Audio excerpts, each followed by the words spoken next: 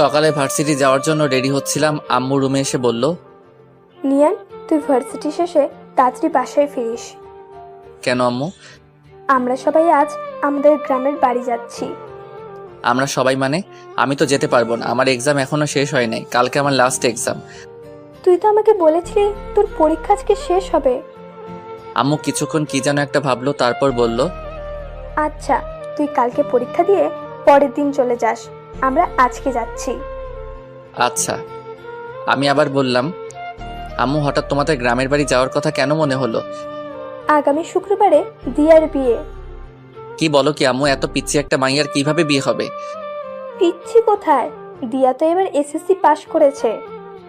SSC পাশ করেছে বলে বিয়ের বয়স হয়ে গেছে? হায়রে গ্রামের মানুষ। তোকে এসব নিয়ে ভাবতে হবে না, তুই শুধু ঠিক সময়ে পৌঁছে যাস। যা, এখন ভার্সিটি যা।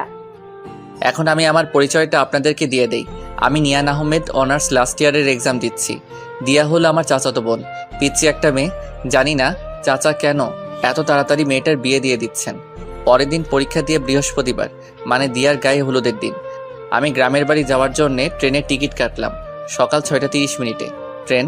তাই আমি ভোর 5টায় ঘুম থেকে উঠে রেডি হয়ে স্টেশনে পৌঁছালাম। এতদিন পরীক্ষা দিয়ে ইট পাথরের দুনিয়া থেকে বের হয়ে গ্রামের সবুজ পরিবেশে যাচ্ছি। অনেক খুশি খুশি লাগছে।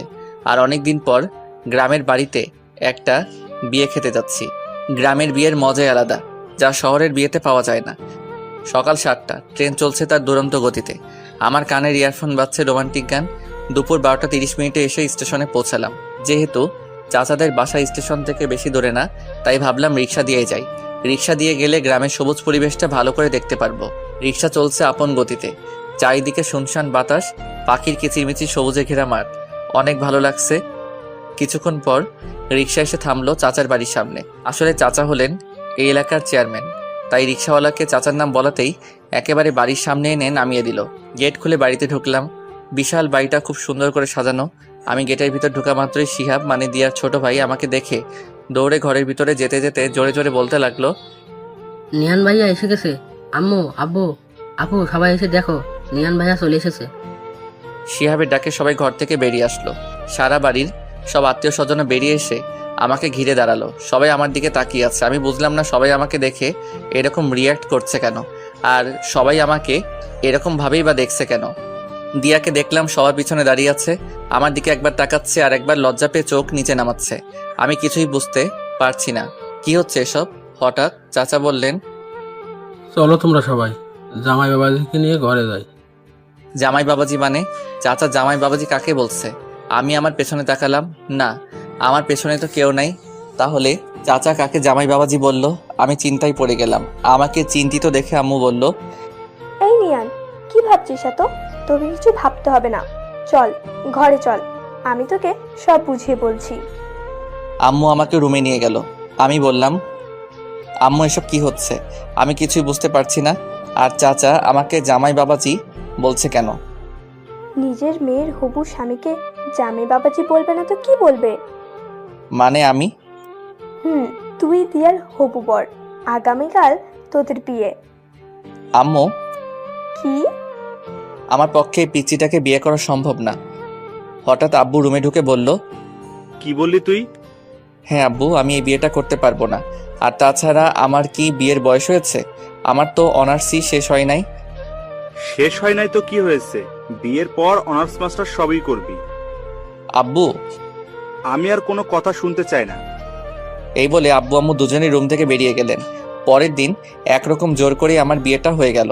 রাতে আমি চাচাদের ছাদে এক কোণে দাঁড়িয়ে রইলাম আর মনে মনে ভাবতে লাগলাম, সত্যি কি আমার বিয়ে হয়ে গেল? তাও কিনা একটা পিচ্চি মাইয়ার সাথে। আমি কি পিচ্চিটাকে বউ হিসেবে মেনে নিতে পারবো? না, কোনোদিনও আমি ওই পিচ্চিটাকে বউ হিসেবে মানতে পারবো না। আমি অনেকক্ষণ হলো ছাদে দাঁড়িয়ে আছি। ঘড়িতে দেখলাম রাত 12:35 বেজে গেছে। পেছন থেকে হঠাৎ আদিবা, আমার ছোট বোন, ডাক দিল, ভাইয়া, তুমি এখানে?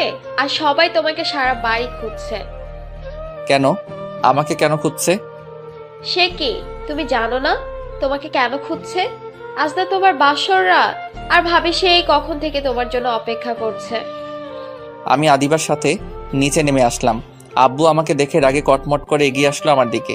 এসে আমার গালে ঠাস করে একটা চড় বসিয়ে দিলেন, তারপর বললেন, মেয়েটা তোর জন্য সেই কখন থেকে অপেক্ষা করে বসে আছে, আর তুই কি না? যা তাড়াতাড়ি ঘরে যা বলছি। আমার মাথায় অনেক রাগ উঠে গেল, তবে আব্বুর উপর না, ওই পিচ্চিটার উপর। ওই পিচ্চিটার কারণেই আব্বু আজ আমাকে মারলো। আমি রাগে ফুঁসতে ফুঁসতেই রুমে ঢুকলাম। দরজা খোলার আওয়াজ পেয়ে মেয়েটা দৌড়ে বেলকনি থেকে বেরিয়ে আসলো। এসেই মাথায় ঘুমটা দিয়ে বিছানাতে বসে পড়লো। আমি বিছানার দিকে এগিয়ে গেলাম। আমি বিছানার পাশে এসে দাঁড়াতেই মেয়েটা বিছানা থেকে নেমে আমার পা ধরে সালাম করতে লাগলো। পিচ্চিটা আমার পা ধরে সালাম করেই যাচ্ছে, ওঠার কোনো নামগন্ধ নাই। আমি ধমক দিয়ে বললাম,